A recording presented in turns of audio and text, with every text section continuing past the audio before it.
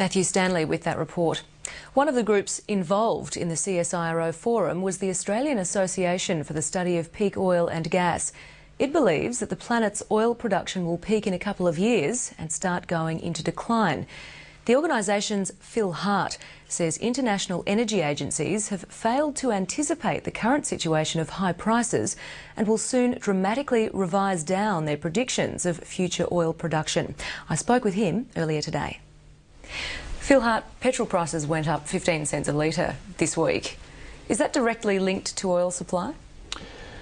The volatility during the week is obviously part of it, the unique Australian retail market, but the overall story that we've seen over the last few months and even the last few years is very much about the trouble that the world is having producing oil to meet our demand. As a worst case scenario, petrol could cost $8 a litre within a decade. Where do you get that kind of figure from?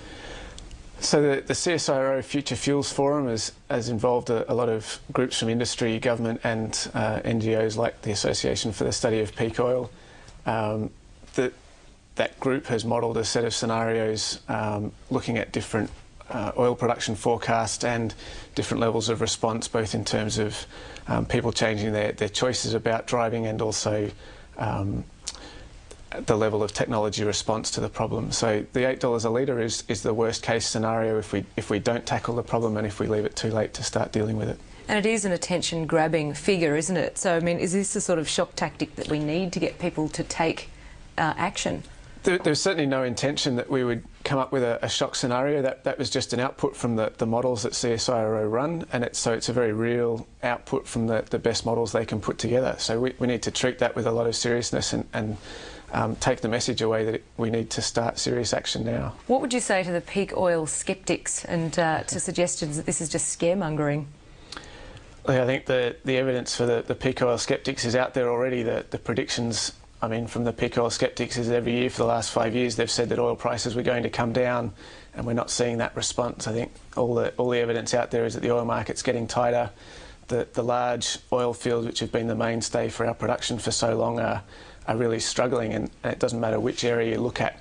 The new sources of oil supply are small in comparison to these these giant fields which have sort of underpinned global oil supply for the last few decades. I would imagine too that that's making some oil companies fairly nervous, the talk of such high petrol prices.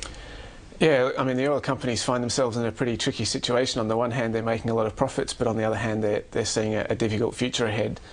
Both the car companies and the oil companies are in a very dynamic period. It's no longer a case of business as it used to be. They've got to adapt to a new future. Okay, so what are the options? Are biofuels the answer necessarily? Biofuels is a very broad spectrum. There are some sort of small-scale biofuels which we can certainly tackle and don't do too much harm. But if we look at what's going on in the US at the moment, taking 1/3 of the corn crop to meet just a percent or two of the US transport demand, that's really the wrong approach, and we've got to try and steer away from that as a solution. So you're advocating for quite a lot of change to deal with a limited oil supply, but invariably that's going to cost a lot of money. How do you see that we would be able to meet those costs? Look, I mean, some of the costs some of the options of reducing our oil consumption actually cost nothing at all. So a lot of the behavioural changes and the choices about where we live and how we commute to work cost almost nothing and can have an immediate impact. So they're the ones we need to get after first. Certainly the investment in public transport infrastructure are big sums of money, but the government is already making choices about where it spends its money, and we need to take the money that we're spending on large investment in roads and make sure that's being invested in the right areas that actually help us solve this problem rather than making it worse. But Phil Hart, they're not choices that are available to every person. What would you say to somebody who lived in a rural area, didn't have access to public transport and could only use a car to get to where they needed to be?